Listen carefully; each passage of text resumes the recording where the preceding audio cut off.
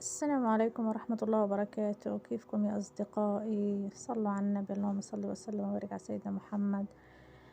اليوم حابين نطبخ شوربة عدس، بما إنه الجو غائم وجو شتاء، فما في بعد شوربة العدس في هذه الأجواء. زي ما انتم شايفين كيف الجو، صورت لكم السما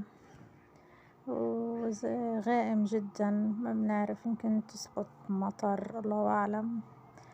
بنرجع تاني للعدس، بعد ما نقعته بالمية الحلوة رجعت كبيتها عنه وحطيت بحطه على الغاز، وبجيب البصل الأخضر هذا اللي حكيت لكم عنه، لأنه البصل الطبيعي غير متوفر وسعره غالي جدا. بتم تقطيعه فوق العدس. في طرق تانية انه بيسوي ناس، يعني بتسوحوا قبل ما تحط العدس، وفي بحطوه هيك مع بعض، وفي بحطوا بطاطا وبحطوا جزر وقارع، بس هذا المتوفر. وهنا بنقطع البصل فوق العدس، وبنجيب قرن فلفل أحمر يتم تقطيعه برضو فوق العدس. بعد هيك نجيب التوابل، طبعا واحد كل ذوقه، بنحط فلفل أسود، وبنحط كمون، وبنحط ملح، وبنولع عليه الغاز وبنسكر الغطاء. هذه طبعا طنجرة ضغط إذا بتعرفوها. وبنحط مرق الدجاج البودرة زي ما انتو شايفين. طبعا بحب أشكركم على اللايكات وعلى التعليقات وعلى الاشتراكات، وربنا يديم الود ما بيننا يا رب العالمين. هنا كنت بدور على الملح، فكانت العلبة فاضية. أنا حطيت هذا ماجي أو مرق الدجاج، بعض الدول متعارف عليه. الحين بسكر الطنجرة، حطيت زيت نباتي أو سيرج، وبتركها على الغاز. وحبيت أعمل معاكم المبروشة أو المبشورة، حسب يعني إيش المتداول عندكم. طبعا لقيت عندي مربى قليل، فعندي الدبس أو العسل الأسود. هنا حطيت 3 أكواب من الطحين الأبيض المنخول. طبعا بنخله عشان نطلع منه الرطوبة أو الهواء. والحلويات يعني سر نجاحها إنه لازم تنخلي الدقيق أو الطحين عشان يعني يطلع معاكي الإشي مرتب. هنا بننخل الطحين، طبعا هو نضيف فيش فيه أي حاجة.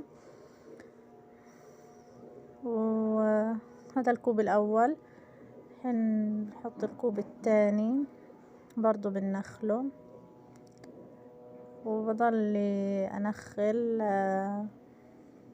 لحد 3 أكواب. طبعا انتوا عارفين انه الأسعار غالية كتير. في ناس بيستخدموا أكتر من بيضة في المقدار، بس أنا المتوفر عندي بيضة واحدة، لأنه سعر البيضة بتجاوز أكتر يعني من $5 عنا. فأنا استخدمت في هذا المقدار بيضة واحدة، الحين بتشوفوها.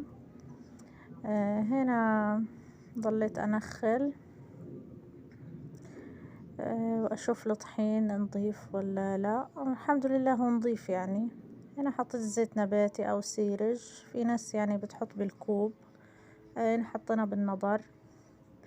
ودهنا الصينية اللي بدنا نفرد عليها، وهنا حطينا البيضة طبعا زي ما انتوا شايفين، و2 بيكنج باودر أو كربونات الصوديوم، مش عارفة شو تحكوا عنه.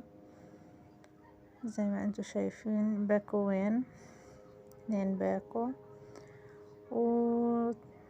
وسكر للأسف يعني غير متوفر، لأنه سعره غالي، بتجاوز كيلو السكر عنا تجاوز سعره $10، وفي ارتفاع، يعني فيش أمل إنه ينزل أو ينخفض. هنا بنخلط المكونات اللي سكبناها مع بعض، وبنضل نحرك لحتى تتجانس المقادير مع بعض.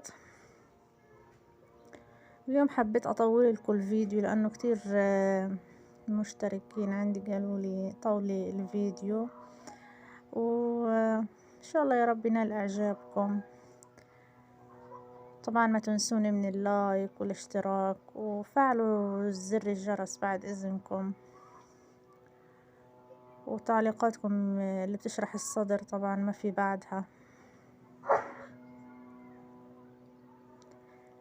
الحين بضل اخلط لحد ما تصير عندي عجينة متماسكة. بعد ما تتماسك بقسمها لنصفين، نصف بفرده في الصينية بضل افرد فيه. هنا كنت بدهن في الزيت النباتي او السيرج عشان ما تتلزق. وهنا فردنا نصف العجينة وبدنا نكمل يعني باقي الصينية. هيها هيك هذه الطبقة الأولى، نضلنا نطبق فيها تكون يعني طبقة واحدة متجانسة زي ما انتوا شايفين. تكون هي نوع من أنواع البسكوت لما بتيجي الواحد ياكلها أو يذوقها. بعد هيك بننزل عليها العسل الأسود أو الدبس، احنا متعارف عنا الدبس. طبعا هذا العسل صناعي عليه مواد حافظة مش شغل بيت، بيطلع في السلة الغذائية أو بنشتريه ببيعوه إنه مبيع يعني الحمد لله رب العالمين. وعندي معلقة من مربى التين برضو ضفتها. يعني عندك المبشورة عبارة عن طعمين عملتها بالعسل الأسود وبمربى التين، وممكن المربى والعسل يغنينا عن طعم السكر في العجينة، يعني ما راح يبين معنا فيها مرار أو إشي. وبضل أفرد لغاية ما تمتد معي على طول العجينة زي ما انتوا شايفين. بعد هيك نجيب المبشرة وباخد العجين النصف التاني زي ما انتوا شايفين، وبضل ابشر فوق الحشوة.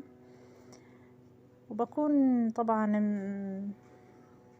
مسخن الفرن قبل ما احطها واخبزها يعني 10 دقايق قبل.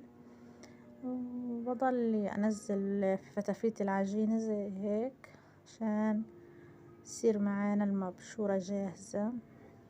ربنا يديمها من نعمة ويحفظها من الزوال يا رب، وينصرنا على عدونا يا رب العالمين، ويثبتنا في بلادنا يا رب.